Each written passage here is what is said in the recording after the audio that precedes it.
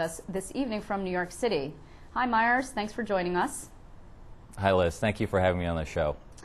So what made you think that this was a good idea? You were running for lieutenant governor, and then all of a sudden, boom, and now you're not. Now you're running for the top job of New York.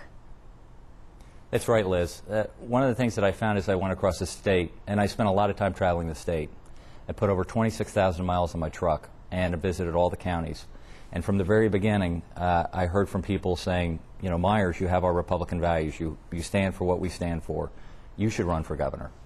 And at first I thought they were being very polite and encouraging.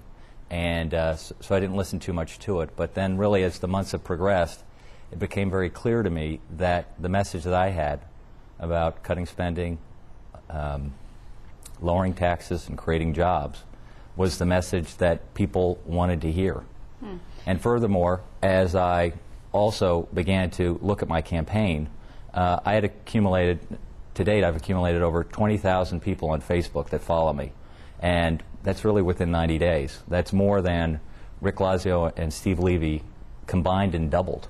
So it seems as if my message is really resonating with the voters. And, you know, I'm a traditional conservative. But I think the fact that people are listening to conservative message today confirms what we're seeing in states in Virginia, in Pennsylvania, in New Jersey, that there's been a rightward shift of the electorate. So your truck, well, that's very Scott Brown of you.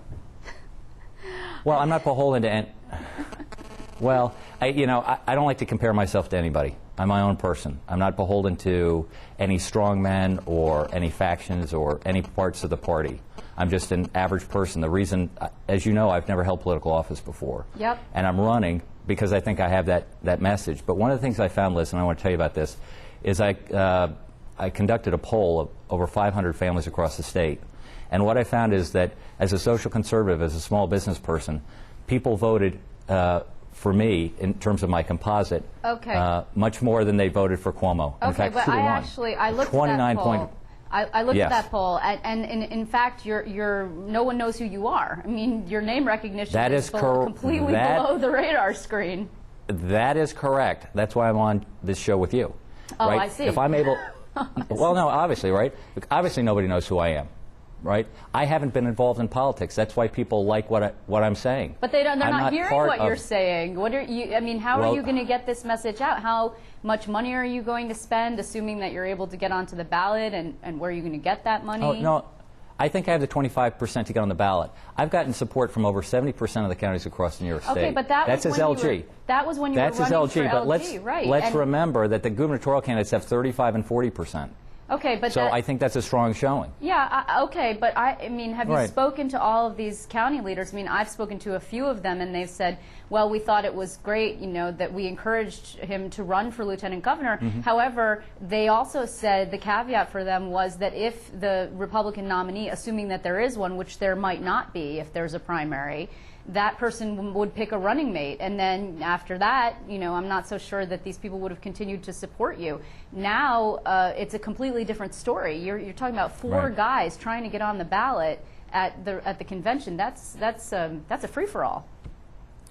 Well, I don't know if it's a free-for-all. I think what's happening is that people want to have their voice heard, and that, you know, a liberal Republican and a Democrat are not the right candidates to carry that voice. And what I found in the poll is I'm the only Republican that can win. But the conservatives, these other people cannot win. The conservatives are supporting Rick Lazio. So apparently, State Conservative Chairman Mike Long doesn't think Rick Lazio is too liberal to be the nominee. And I don't. What is it about Rick Lazio that's so liberal? I don't want to question Mike Long's judgment, but I think they jumped the shark on this because my credentials are much more conservative than Rick Lazio's. Now, I know that they believe that they should, you know, control the outcome of the Republican Party, but I'm a Republican. And in this instance, I think that the dog, you know, should wag the tail, not the other way around. And I think because all their commitments, which one is the the dog? Republican Party. The Republican Party is the dog. And you know, all their commitments have been non-binding to date. I think the last thing they want to do is jeopardize their party line.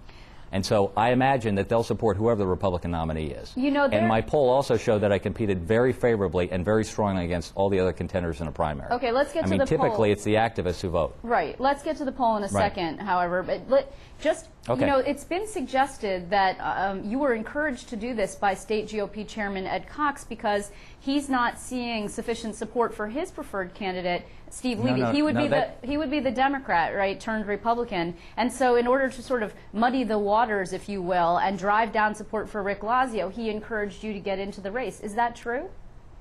That's too Machiavellian. I mean, the truth of the matter is Ed Cox is for the Democrat, Steve Levy. He's always been for the Democrat, Steve Levy. The entire state party is working to get Steve Levy in. They're working to change the rules of the convention so the Wilson-Pakula is easier to achieve. I mean, I have an issue with that. I mean, our state party chairman should be a referee amongst all the candidates, much as our state party the state party chairman of all neighboring states are referees. Now, when Ed Cox came in, he had three priorities. One was to recruit state candidates, the second was to raise money, and the third was to enact the Aristoff reforms, which was the commission I served on.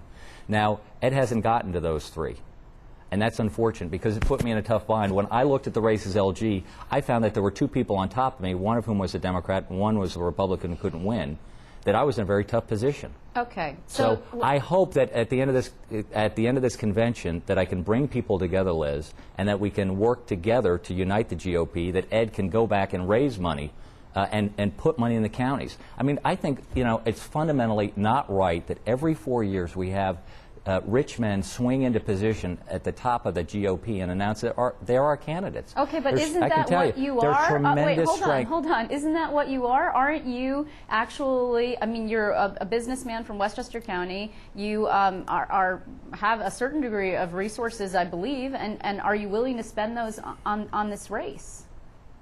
Well, a little of your due diligence is wrong. I'm not from Westchester County. I've lived in Manhattan. That's okay. Since 1980, I like Westchester County. I've lived in Manhattan since 1984. I've self-funded this race to date, and as I indicated to you in an earlier conversation, I've secured funding for this race, this much larger primary and general election race, because of exactly what these polls have indicated, and because national Republicans will support me. Now, one of the things I want to say is that national Republicans have not been in this race. They've written it off because they don't feel that the existing two contenders to win. And as the point that I've made across the state is, very recently, you know, it's never too late to do the right thing. When you say national Republicans, are you referring to the Republican Governors Association and Haley Barbour? Is that what you're speaking of?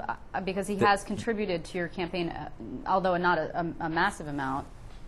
Yeah, I was very pleased that Governor Barbour sent me a check when I had not solicited anything, just as a show of support.